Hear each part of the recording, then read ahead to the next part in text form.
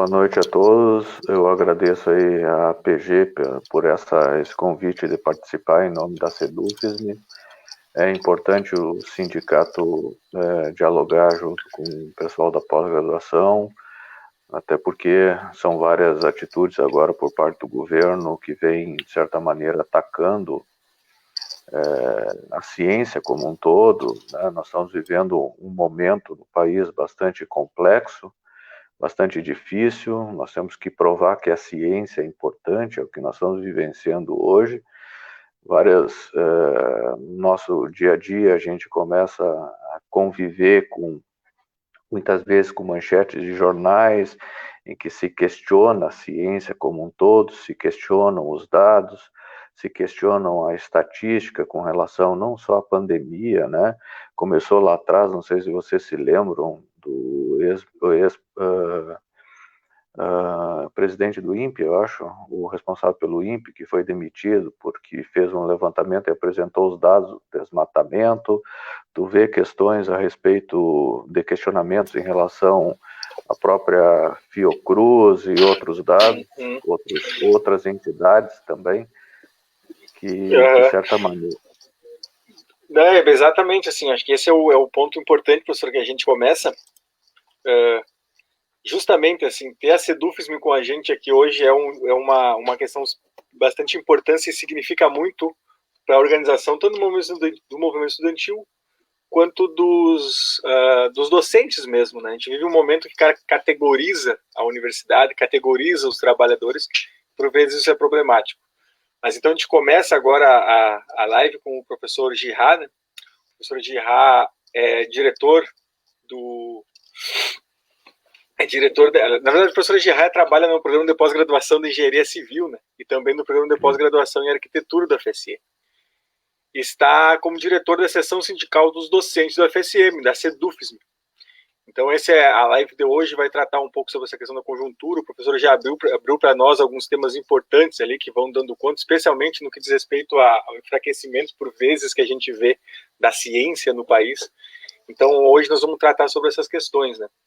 Mas antes de seguir, professor, se a gente for ver, nós temos um trabalho muito especial, assim, de pessoas que vêm contribuindo muito nas nossas lives, que já vem acontecendo algumas já, e eu queria agradecer especialmente ao trabalho da CAED, da Coordenadoria de Ações Educacionais, em especial ao Núcleo de Acessibilidade coordenado pela Ravel, que é o pessoal que vem fazendo o trabalho de tradução de Libras, aqui de interpretação das Libras. Então já estiveram com a gente a Marileia, a Juliana, a Karine e a Raquel. E hoje quem está fazendo o trabalho ali de tradução, de interpretação, né, é o Nelson e a Rosana. Então a gente agradece muito o trabalho do Núcleo de Acessibilidade, que vem se virando, já faz muito tempo que a gente sabe da importância que tem do trabalho do pessoal dentro da universidade.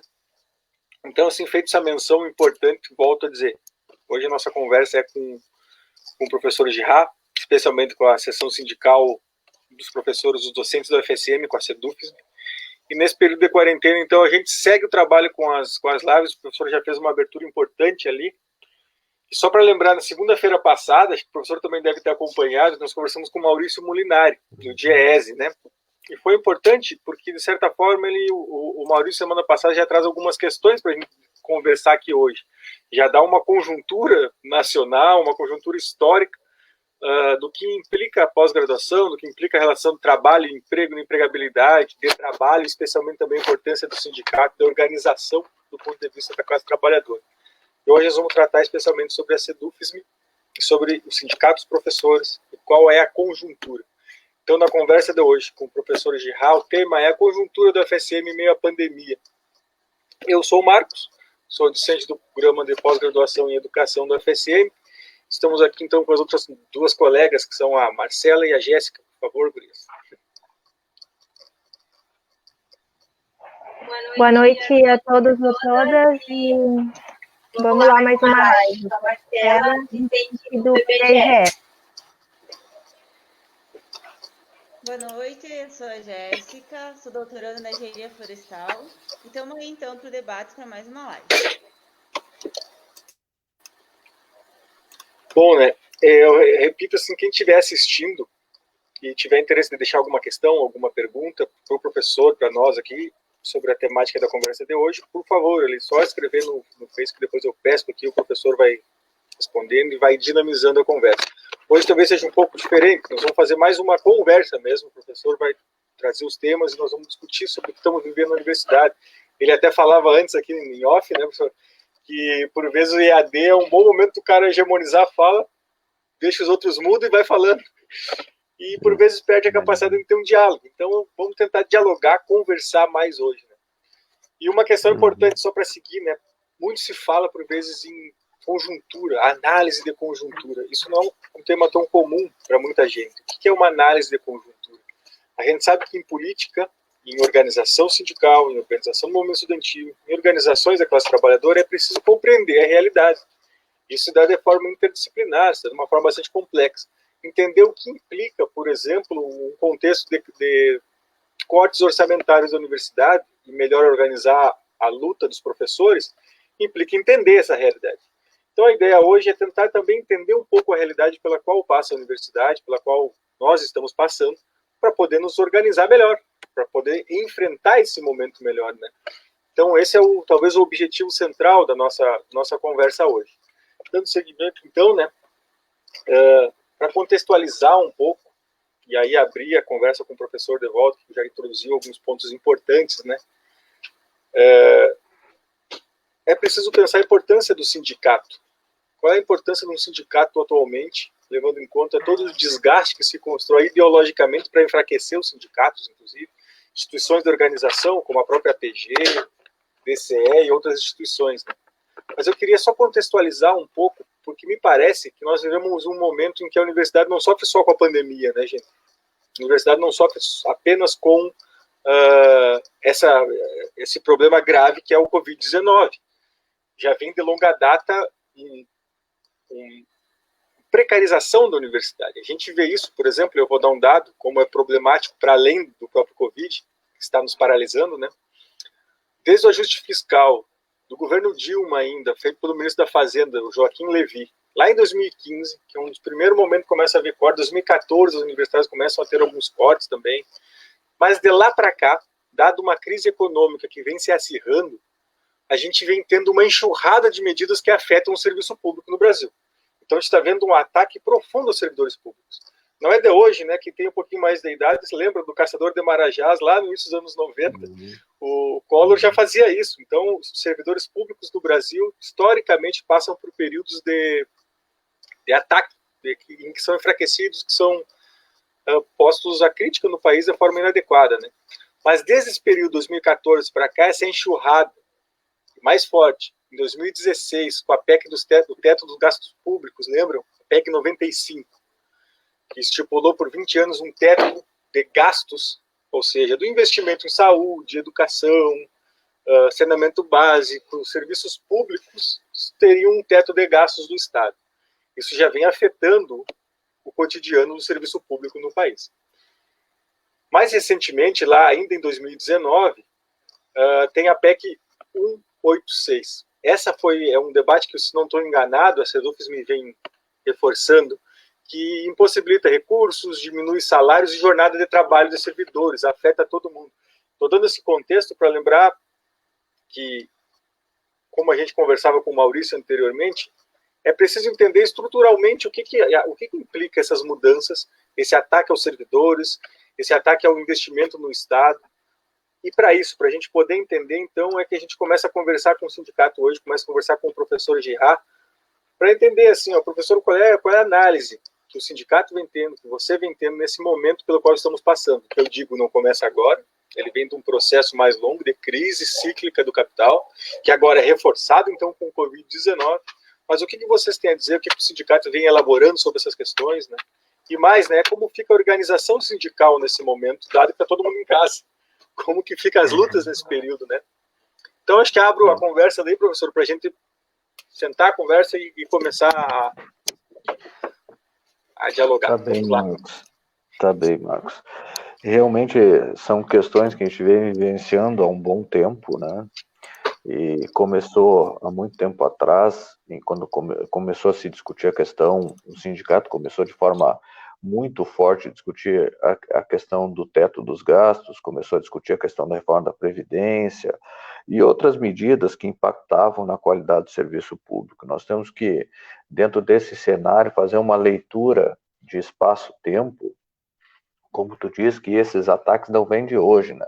Se formos pensar na reforma administrativa, ela foi começada a ser gestada, a reforma administrativa, que o governo Bolsonaro, através do Guedes, tentava emplacar, ela foi gestada em governos do PT, né? Há um bom tempo atrás. Ela não foi gestada agora, a reforma administrativa, essa que o Guedes tanto defende, que quer basicamente reduzir salários iniciais, acabar com a estabilidade, acabar com várias garantias do trabalhador. Até pouco tempo atrás a gente estava discutindo e comentando um vídeo do próprio Guedes dizendo em que ele questiona os trabalhadores franceses que foram à rua protestar contra a reforma da Previdência, dizendo que os trabalhadores brasileiros foram à rua pedir a reforma da Previdência. Então é algo bem difícil de lidar numa situação dessas, porque a gente está trabalhando com o governo que é baseado em notícias falsas, em fake news, em informações equivocadas, informações em que eles desvirtuam o próprio orçamento federal.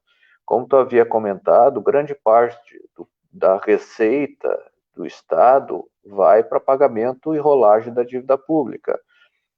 Então, por que não se para de pagar a dívida pública, como fez a Argentina hoje, né? O que está acontecendo nesse meio que está fazendo com que o Estado privilegie bancos médios, comprando títulos podres, gastando 70 bilhões para comprar títulos podres, ou seja, de pessoas que não têm a mínima, ou de entidades que não têm a mínima capacidade de pagamento, o Estado está assumindo isso para manter estável esses bancos, para manter o dinheiro circulando, no caso. Então, é toda uma situação que tem que ser discutida, ela é bem ampla, né? Ela é bem ampla, eles trabalharam, o governo, o grande mal que esse governo trouxe para a nossa sociedade, que ele produziu um racha significativo e começou a trabalhar dentro de cenários muito abstratos, né? O servidor como inimigo, mas é o servidor que está lá na frente da batalha, lutando contra o Covid, é o enfermeiro, é o médico, é o professor, né? O ataque à educação como um todo, como um projeto ideológico, onde alguns discutem, por exemplo, o ministro das Relações Exteriores, que diz que existe todo um projeto de globalização que está sendo buscado, né? O vírus comunista, como eles lidam e como eles falam, né? A descrença da ciência como um todo, né? De destruição da nossa sociedade. Então, tem todo um projeto de entrega do país. Quando tu vê um presidente sair às ruas, né? Em que tem por trás uma bandeira ou duas bandeiras de outros países, né, de outros países que não tem nada a ver conosco, isso questiona que tipo de sociedade a gente está construindo, né? Tem toda uma dependência tecnológica que hoje o Brasil como um todo está vivenciando, redução de recursos para pesquisa, né, redução de investimentos, né, nas futuras gerações, porque a educação é um investimento para as futuras gerações. O sindicato, como um todo, também, em que basicamente são atacados muitas vezes como partidários, né, no momento que eles buscam defender o trabalhador como um todo. Nós passamos por uma reforma da Previdência muito dura, uma reforma da Previdência que foi uma das mais duras que nós já vivenciamos, porque ela mexeu no valor pago, na alíquota paga, ela mexeu com aumento no tempo de contribuição e ela mexeu no formato do cálculo. Então, são 3 aspectos. Aumentou o tempo de contribuição, aumentou o valor pago mensalmente e vai reduzir ainda mais o quanto tu vai receber depois de aposentado. Sem levar em conta que nós somos trabalhadores hoje que não chegam a 65 anos de idade, né? Então, uma reforma muito dura, uma reforma que visa basicamente o quê? Diminuir os gastos da Previdência e garantir o pagamento dos juros da dívida pública. Então, é toda uma situação de desconstrução desse país, causada por esse governo, que é muito séria e que a população ainda não acordou, parte da população ainda não acordou. O quanto isso vai gerar, né? Por exemplo, o que nós temos hoje na pesquisa, na própria ciência, né? Quando a gente discute, todo mundo pegou essa questão da pandemia, todo mundo foi muito impactado pela pandemia, o processo de ensino foi impactado, as pessoas tiveram que se adaptar, as famílias tiveram que se adaptar às condições, né? A própria universidade, a UFSM foi atacada, se vocês olharem bem, em vários jornais locais, por pessoas próximas, por pessoas que se formaram dentro da universidade, que questionam o papel da universidade, né? Que estão frequentemente tentando descaracterizar o trabalho docente, o perfil dos nossos alunos, né? Quando a gente vê um ministro da Educação que fala que grande parte dos nossos alunos, que existem extensivas plantações de maconha dentro das universidades federais, e agora, respondendo a isso, as universidades estão hoje trabalhando de forma muito a auxiliar a comunidade em diversas questões, como o Observatório do Covid, por exemplo, da Universidade da UFSM.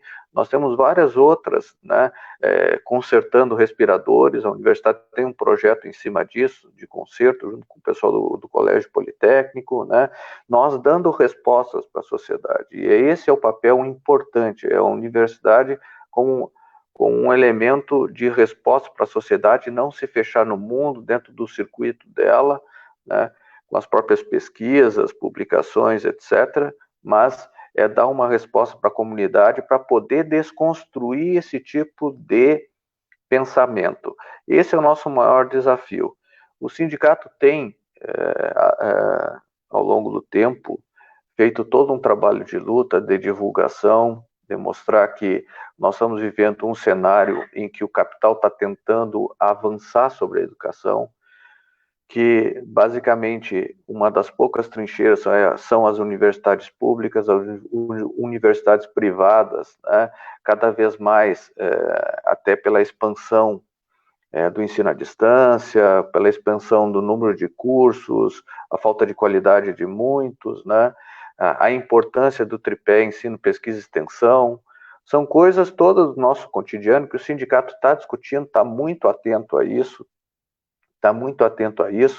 e são aspectos fundamentais para serem discutidos hoje, nesse momento, né? No momento que deu a pandemia, uma das coisas que nós pensamos que iria acontecer não seria essa forma de ensino remoto, né? Em que basicamente levou em que muitos docentes procurassem se adaptar, deixando de lado outras atividades como pesquisa, extensão, né? Se adaptando a essa condição, e foi algo que impactou não só os docentes, mas os discentes também, muitas vezes até pela própria dificuldade, problema de rede, problema de falta de estrutura, né? Então são tudo situações que o sindicato está atento. Nós temos e aí é uma questão muito pessoal, uma visão muito minha disso, né? Em que hoje, dentro do ambiente que nós estamos dentro da universidade, nós não temos muito tempo para pensar, né? A gente não para refletir, a gente fica correndo atrás da máquina. E esse momento era um momento especial para nós começarmos a repensar isso, né? Eu trabalho na engenharia civil, eu sou professor da engenharia civil, e cada vez mais eu estou vendo egressos saindo da universidade, trabalhando como pessoa jurídica, ganhando R$ 1.500 por mês. A gente não está discutindo isso dentro da universidade. Até que ponto nós estamos hoje formando profissionais capazes de dar resposta para esse tipo de enfrentamento, né? Então, essa lógica toda, essa discussão que hoje eu acharia importante a universidade estar fazendo, mais do que o ensino remoto, O ensino remoto, na forma com que ela está sendo construída, na forma com que ela está sendo colocada, e aí existem vários questionamentos por parte de alunos, dizendo que o professor manda PowerPoint e depois manda atividade com uma sobrecarga, porque são 6, 7 disciplinas, às vezes com pouca participação, às vezes participando com vários alunos participando, mas que grande parte, qual é a qualidade disso que está sendo produzido? Por que a universidade hoje não está repensando o seu papel? Por que nós não estamos pensando o papel na universidade dentro do contexto social que nós estamos vivendo? O sindicato ele participa, e uma das questões que me chamou muita atenção, houve uma demanda de auxílio a algumas famílias aqui em Santa Maria, na região de Santa Maria, e nós fomos levar cestas básicas lá. E numa dessas discussões, numa dessas idas para levar cestas básicas, o impacto maior nós levamos, além das cestas básicas, artigos de higiene, mas aquela população local não tinha água. Por que nós não estamos discutindo a sociedade como um todo? Por que nós não estamos discutindo esse modelo que nós estamos vivenciando? Né? Nós estamos muito dentro da universidade, correndo atrás da máquina, nós estamos vivenciando um momento...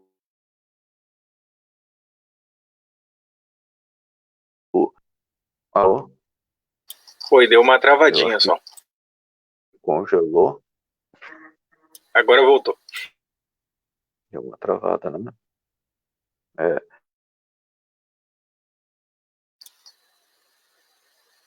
Eu acho que da forma que estava ali. Aí, vamos ver para você falar. Estamos ouvindo, pode seguir. Então, desculpa aí, porque para te ver o problema da internet, né? O problema da internet e das questões. Então, nós estamos vivenciando um momento em que nós teríamos que hoje, dentro da universidade, estar repensando o nosso próprio papel dentro do contexto da sociedade em que a gente vive, além dos muros da universidade, né? Então, dentro dessas questões, o que me chama muita atenção, né, muitas vezes os ataques ao sindicato.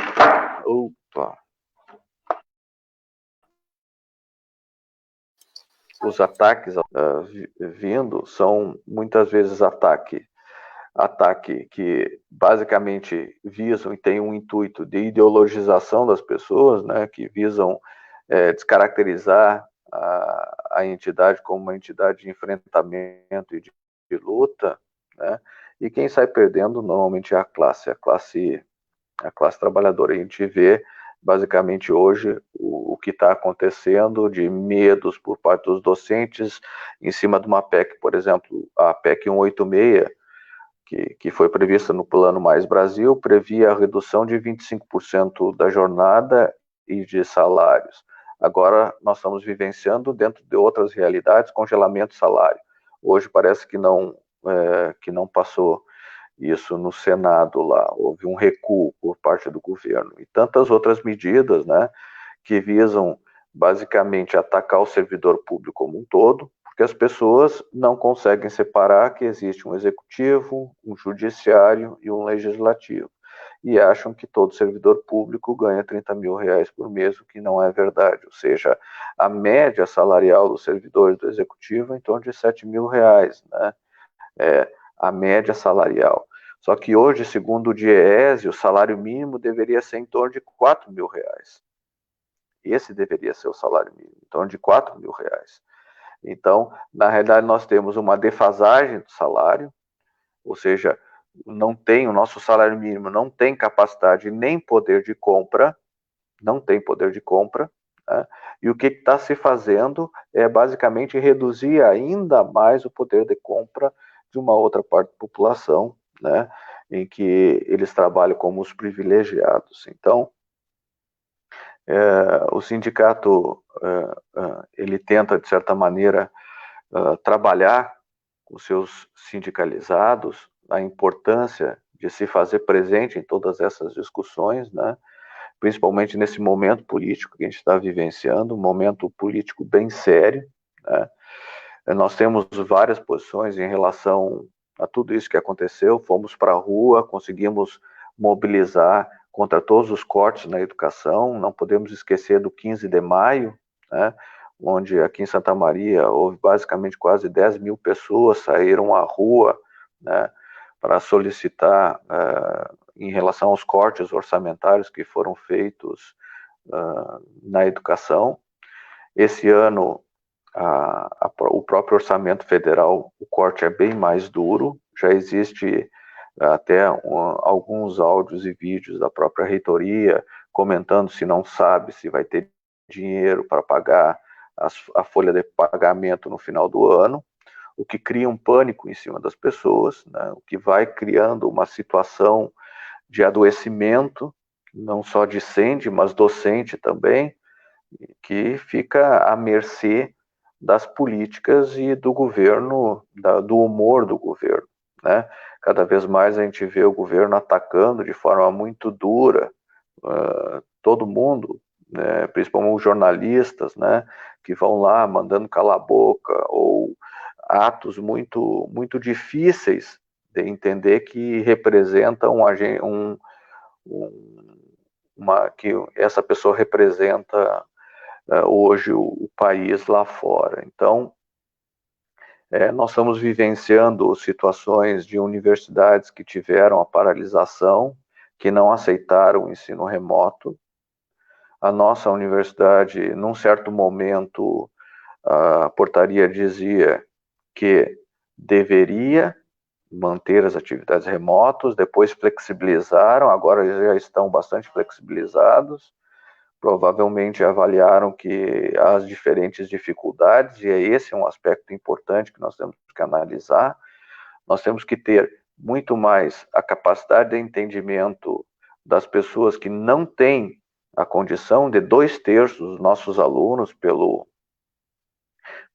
questionário de avaliação socioeconômica, são oriundos de família que ganham menos de 3 salários mínimos, né?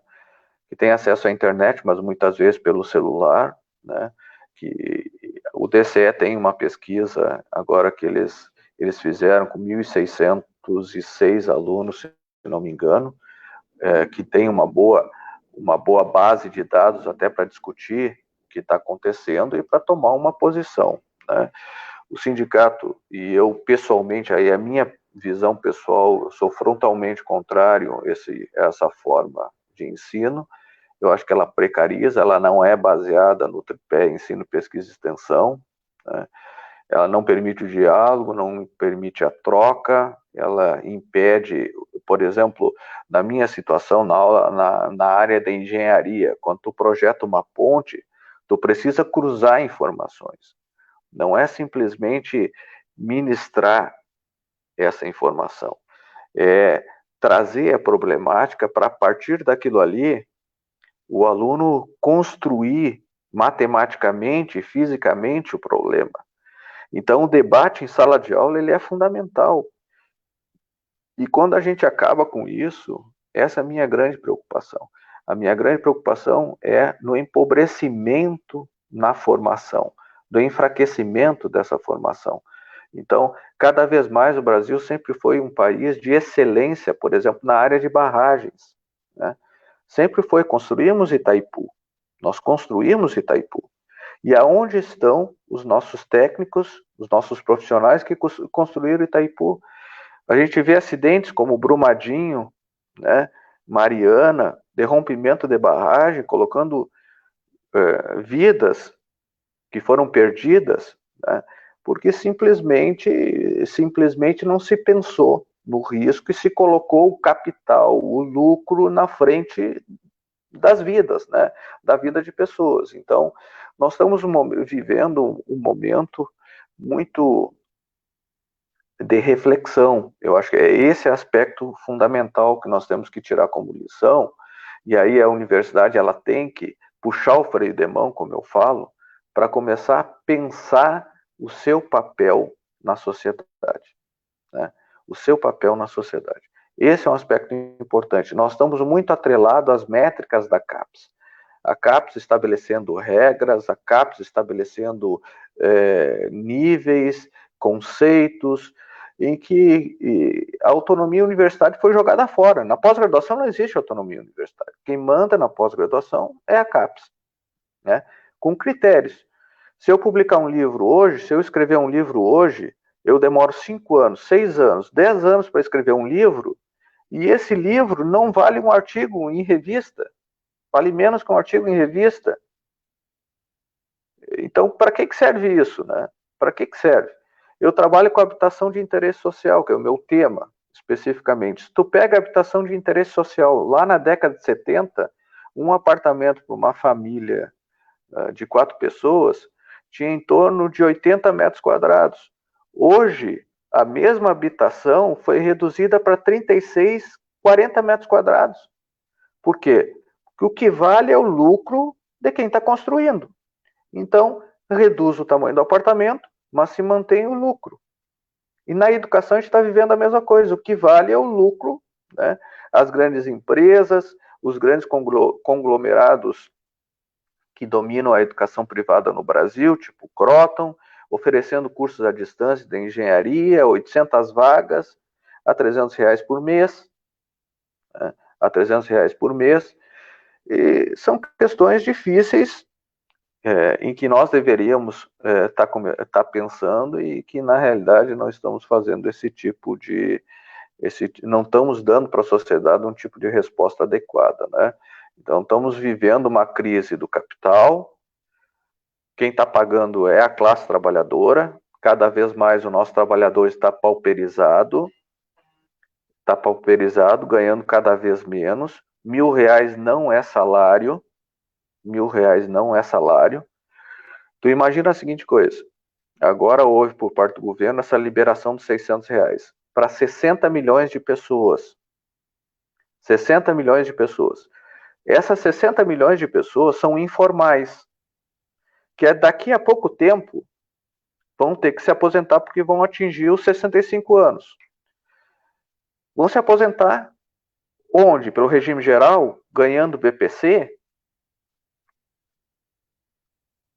Então, é bem complexa o que está acontecendo e tem um nível de complexidade bastante grande, só que hoje nós não estamos pensando nessa resposta. Nós vamos pagar esse preço da reforma da Previdência, esse preço do teto dos limites de gastos, logo, logo, a população trabalhadora vai pagar esse preço, né?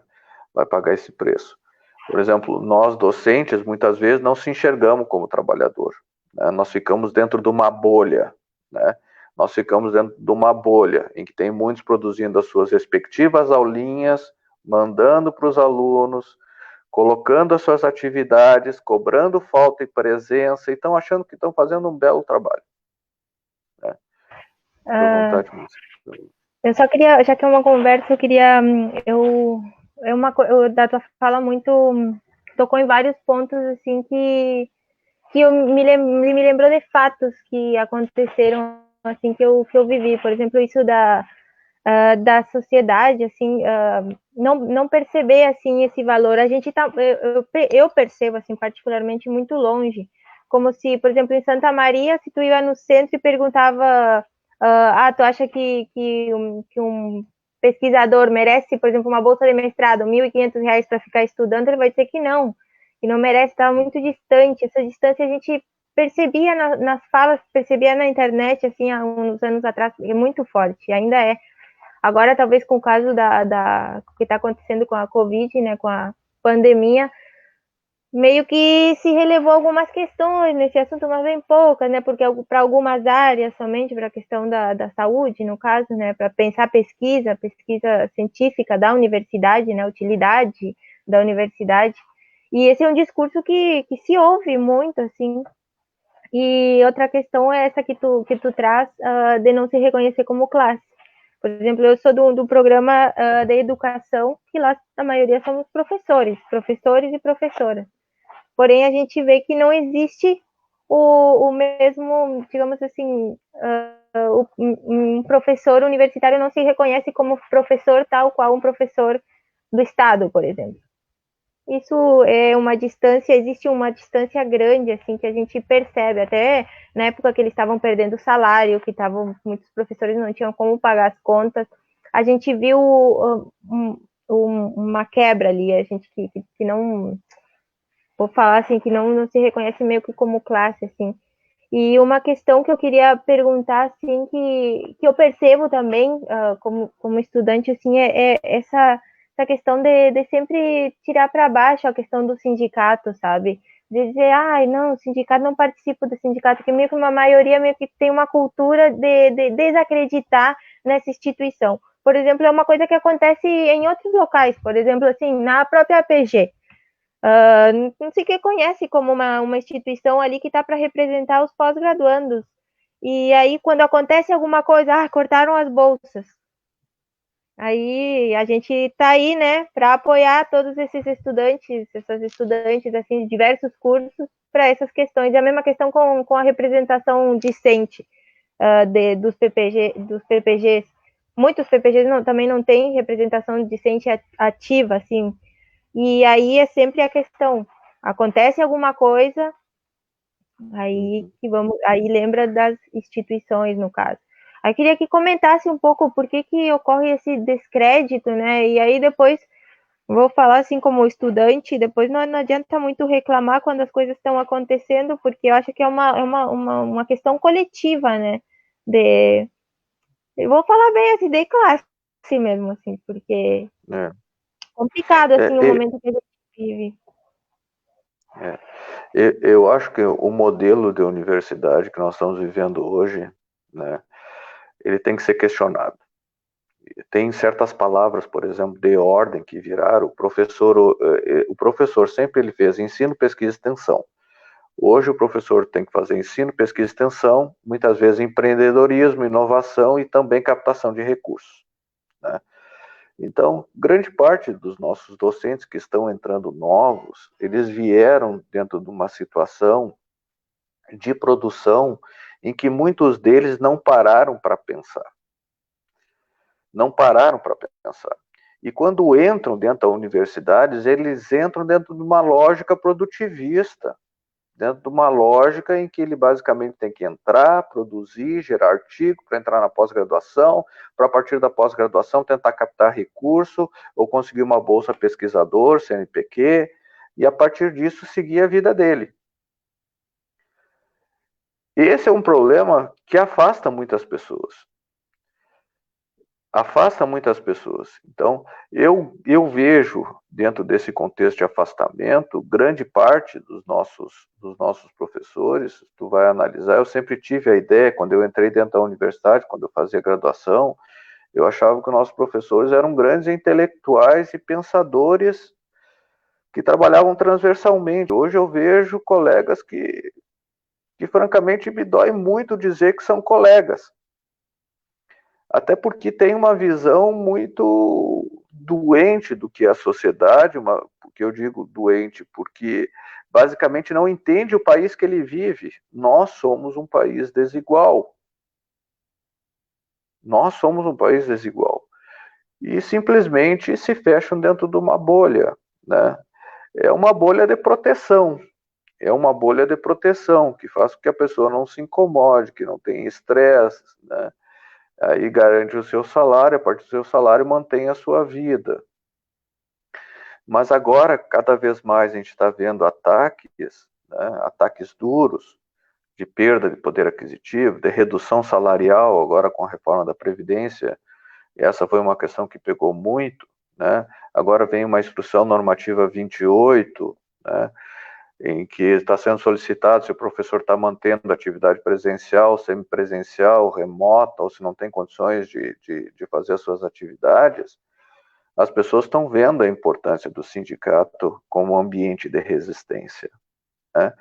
Quem é que vai dialogar? Quem é que vai fazer um enfrentamento se não o sindicato, né? Se não o sindicato, se não as pessoas que compõem o sindicato. Então, nesse sentido, nós temos que organizar cada vez mais as pessoas de maneira a conscientizar. E isso vem numa educação libertária, né? Quando a gente pensa em educação, é uma educação libertária em que as pessoas quebram seus paradigmas e começam a enfrentar e saber a sociedade que vive.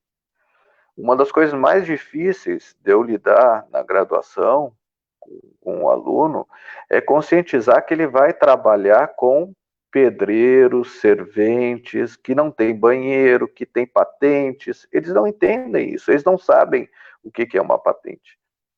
Eles acham que vão trabalhar no escritório com ar-condicionado. E aí, quando saem, se deparam com esse tipo de realidade. Eles levam um choque. Né?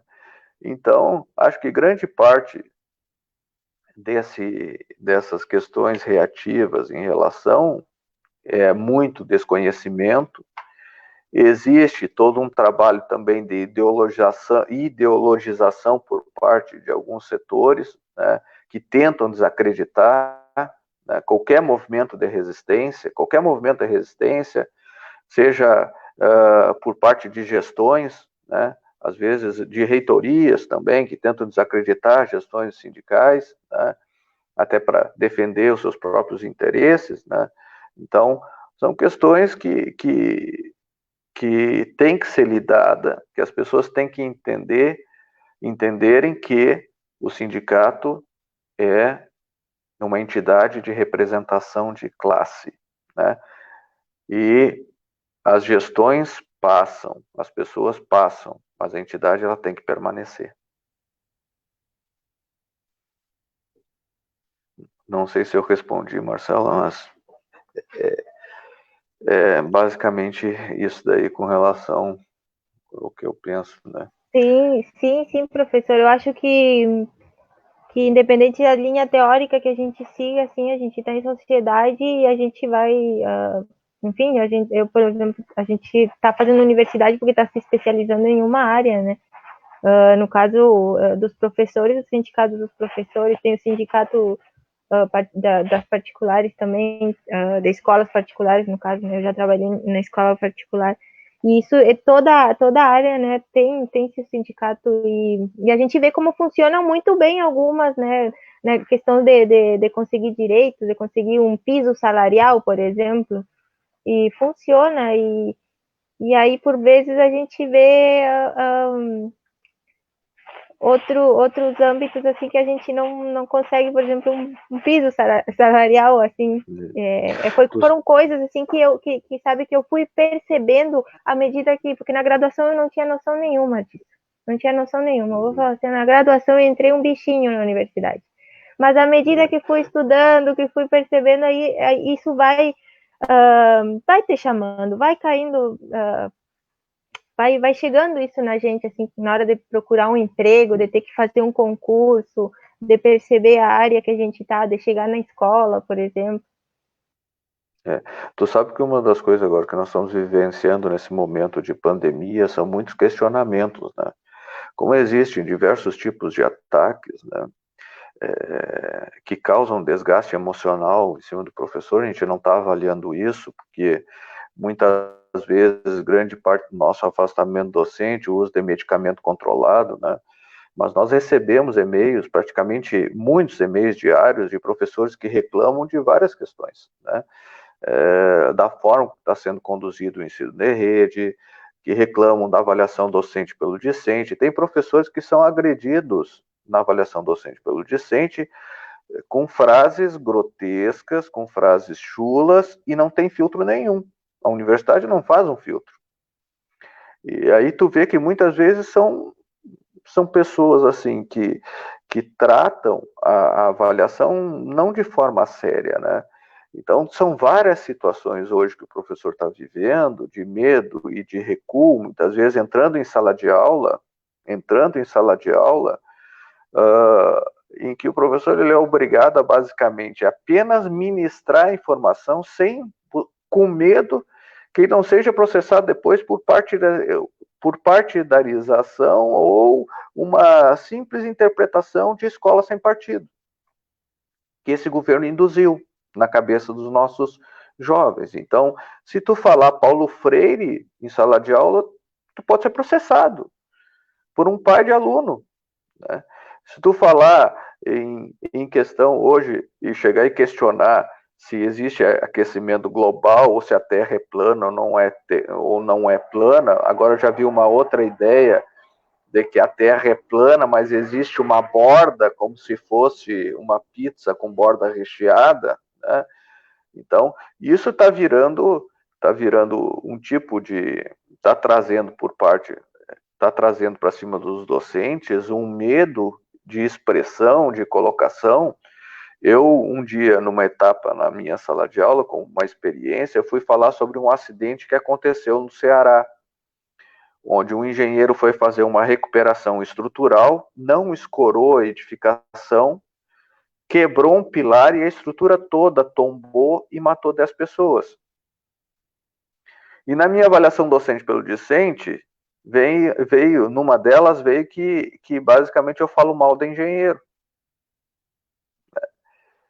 É claro que não tem nenhum tipo de agressão contra mim, mas tem professores que são estrangeiros, por exemplo, que houve comentários xenófobos em relação à origem dessa pessoa, né? Então, são questões que nós deveríamos hoje estar discutindo, esse modelo de universidade, né? Esse é um aspecto importante, aquilo que a gente quer para o nosso futuro, para o perfil do egresso que se busca, né? Um egresso que responda aos anseios da sociedade, crítico, reflexivo, ou meramente um burocrata?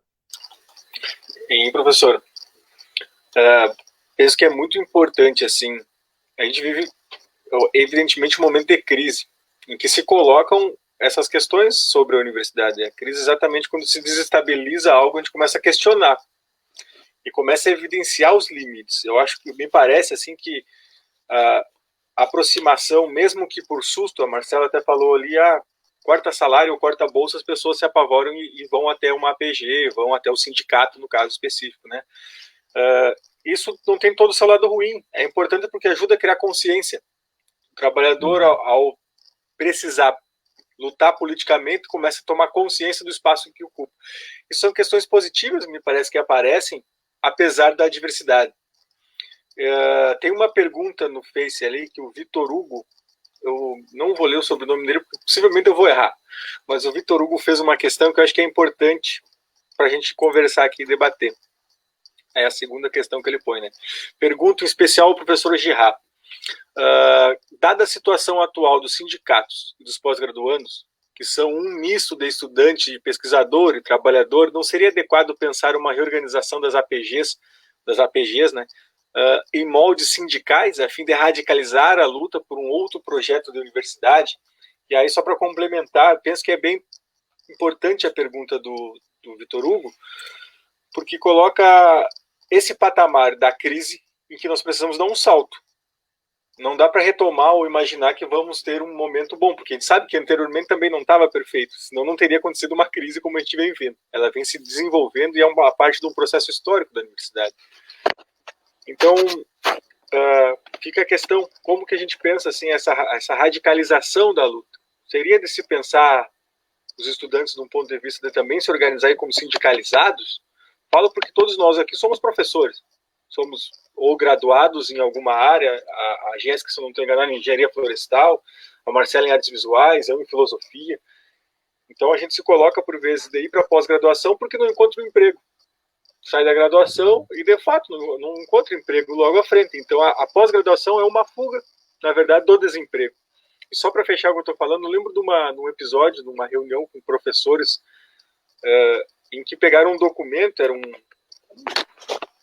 memorando de uma estudante, e no memorando a estudante se dizia ser empregada doméstica e também pós-graduanda. E ao dizer aquilo, uma das professoras deu risada: olha o que está vindo para o nosso programa. Isso é assustador, né? Um professor chegar ao ponto de dizer: olha o que está vindo para o nosso programa. Mas é um dado que mostra o distanciamento entre a universidade e a realidade dos brasileiros, a realidade do povo. E o que faz uma pós-graduanda trabalhar, seja como professora, seja como empregada doméstica, seja qual for o outro trabalho para complementar a sua renda e conseguir se manter estudando, é um dado assustador, assim, no sentido de que há um distanciamento, o professor não conseguir perceber isso, não perceber a realidade. Então, acho oportuno a gente pensar sobre, eu volto novamente à questão do Vitor Hugo, nessa questão, assim, né? Pensar a reorganização das APGs em moldes sindicais. O que a gente podia falar sobre isso, assim, professor? O que tu teria a dizer?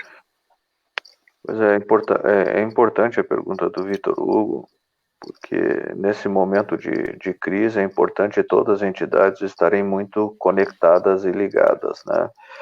E sempre a resposta no momento, por incrível que pareça, a nossa resposta é uma resposta de pressão, muitas vezes de sair à rua, como a gente fez no dia 15 de março, mas grande parte das nossas respostas está sendo jurídica mesmo, né? Com ações contra o ministro da Educação, com ações contra o governo, contra as instruções, o projeto de lei, inconstitucionalidades, etc. Então, na realidade, até para a organização dessas entidades como o sindicato, legalmente eu não sei se funcionaria, se teria o respaldo legal ou jurídico para tanto, né?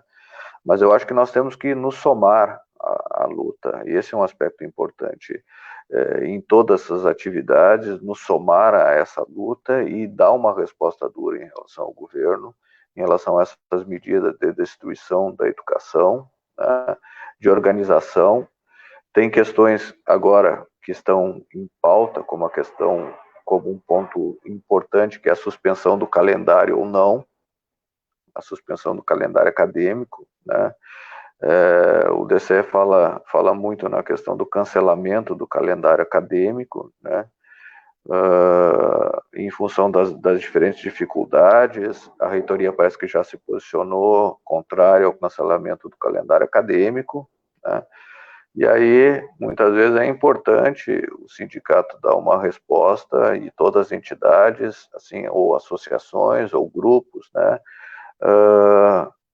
darem uma resposta única a esse tipo de colocação. Assim, eu não sei dizer bem legalmente ou juridicamente o sindicato dos professores ou técnicos administrativos tem respaldo legal para fazer uma greve, mas as entidades, porque são entidades de classe, né? Agora, associações da pós-graduação, DCE, os movimentos estudantis, eu não sei se legalmente aí eles teriam um respaldo legal de organização como um sindicato. É isso, eu não teria resposta jurídica. Até essa, professora, era uma questão que a gente tinha conversado, assim, que o DCE está levantando, né, a questão do cancelamento do semestre em virtude muito das particularidades, né? Nem todos têm acesso a computador, a internet boa, né? A forma com que as aulas também estão sendo ministradas, enfim, né? Uma série de fatores que vêm para tentar padronizar o sistema que não tem como ser igual nesse sentido, né? Tem muitas particularidades. Então, nós também da APG, a gente elaborou até um formulário levantando essas questões para entender um pouco a realidade dos pós-graduandos e graduandas, né? Para entender como que estavam sendo as aulas, para entender se todos estavam tendo acesso ou dificuldade, como que estava a questão das suas pesquisas, né? Que muitos também não estão conseguindo fazer a pesquisa a campo, então isso também gera, né, mais dificuldades, mais ansiedade, né? Isso também questão da saúde mental, as pressões, né, das cobranças que existem na pós-graduação. E aí é um debate que eu acho que tem que ser bem profundo nesse momento, né? Que o cancelamento do semestre não é só, não significa muito, assim, em virtude dessas particularidades que existem e que afetam a qualidade do ensino, que o ensino EAD não é dessa forma como que está sendo colocado, que é a melhor, né, para ser ministrado. Então, acho que é uma questão que, com certeza, gera um debate mais profundo, assim, tanto das associações, como da PG, como também do sindicato, como do DCE, como da reitoria, né?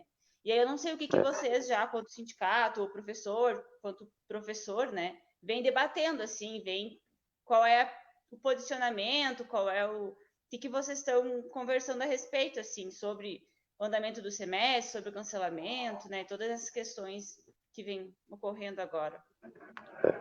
Eu, pessoalmente, sou a favor da suspensão do calendário acadêmico, né? Eu sou a favor da suspensão. Ontem nós tivemos uma reunião de diretoria, a gente conversou a respeito da nota que o DCE elaborou a respeito do cancelamento do calendário acadêmico, né? Cancelamento, eu acho que é o cancelamento do calendário, a nota que o DCE andou elaborando. E, na realidade, tem questões que têm que ser verificadas juridicamente o que pode ocorrer. Porque como nós temos muitos professores, por exemplo, podem ter justificativas de corte de salário, né, a gente não pode muitas vezes ser prematuro em tomar um tipo de decisão que não dá respaldo legal e tenha cortes ou até mesmo justifique o governo a trazer essas medidas duras que fazem com que a própria classe se revolte contra o sindicato, né? Então, na realidade, nós estamos conversando, nós estamos dialogando sobre isso, qual é a melhor maneira, junto com o jurídico, para verificar e para que nós tenhamos um respaldo legal para verificar. Eu, pessoalmente, sou a favor da suspensão das atividades acadêmicas para depois compor novamente, quando findar esse processo, ter uma recuperação normal, né, das atividades, ou seja, continuar com as atividades que haviam sido suspensas no dia 16 de março. Né? Essa é a minha opinião. Eu tenho uma questão que me chama a atenção e eu queria poder discutir um pouco mais com mais atenção, né? Que é, por todas essas PECs que a gente falou, tanto projeto de lei complementar, ou seja o que for que vem de cima para baixo, né? E que passam pelo parlamento, passam por votações, né?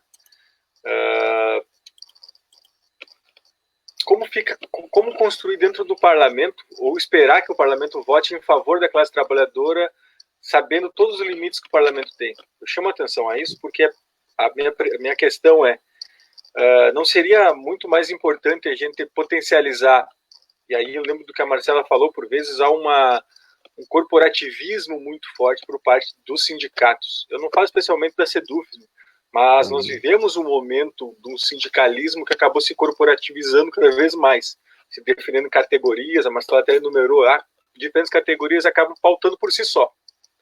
Como que o sindicato pode fazer uma ação classista mesmo, que consiga levar um debate mais profundo aos professores, que consigam se reconhecer enquanto trabalhadores, que por vezes há uma margem diferente de salário, sim, que acaba implicando em um cara não se reconhecer como trabalhador, porque ganha, inclusive, um pouco a mais do que aquela média que o Diese coloca, né, professor? O salário mínimo 1.000 e pouquinho.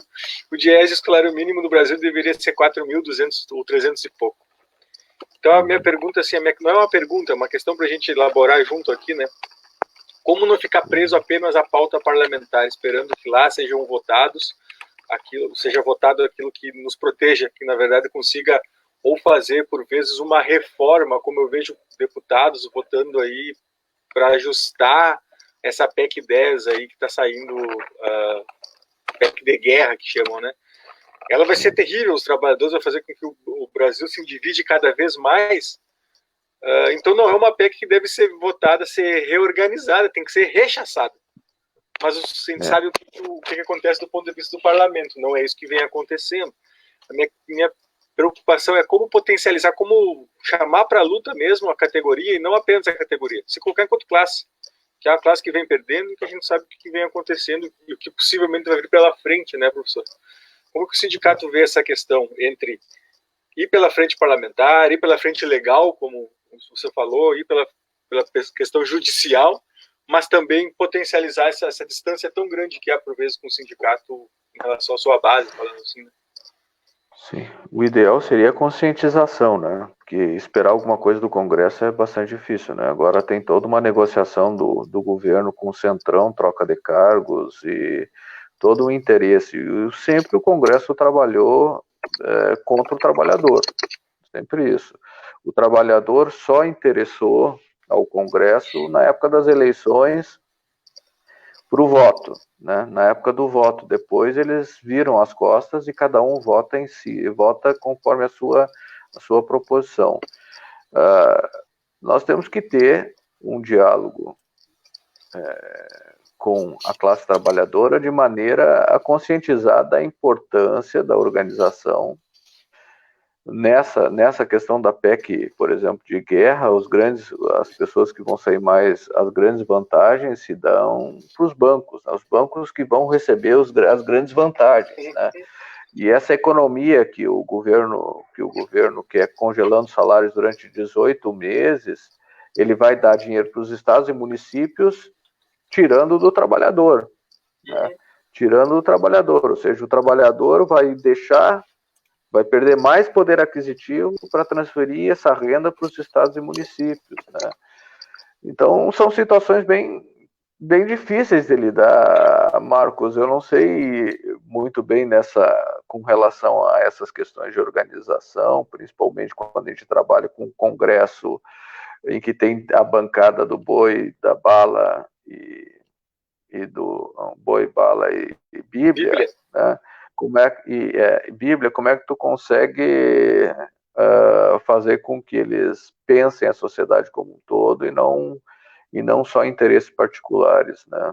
Então, sem uma revolução, eu não vejo saída no momento atual. Sem uma revolução social, o povo sair à rua, levantar bandeira e pedir mudanças, eu não vejo.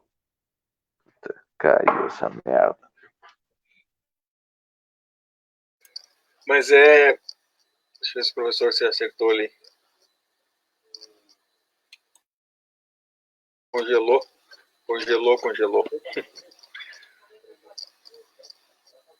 Mas eu acho bem importante, assim, até eu vou, enquanto o professor está se ajustando, tem outra questão que o Victor colocou, né?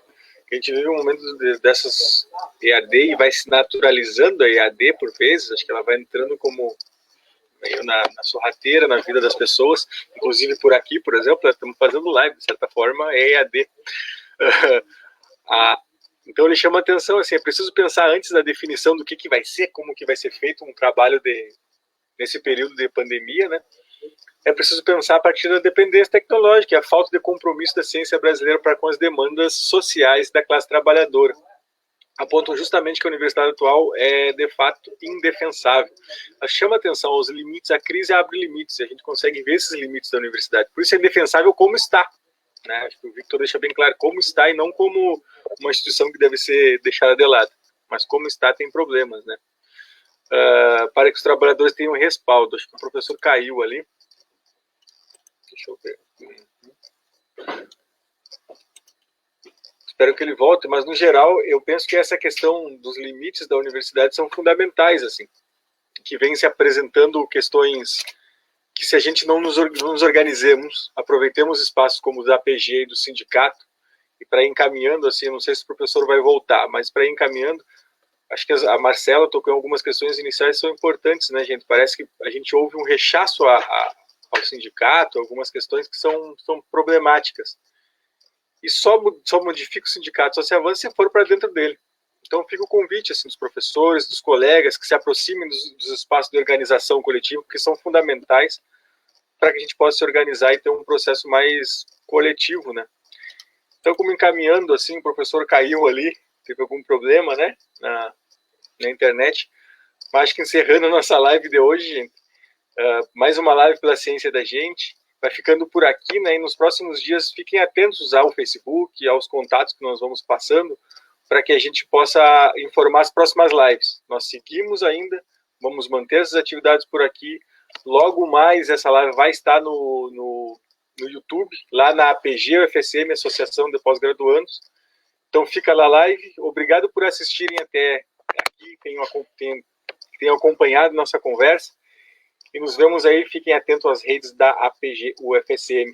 Muito obrigado e até mais.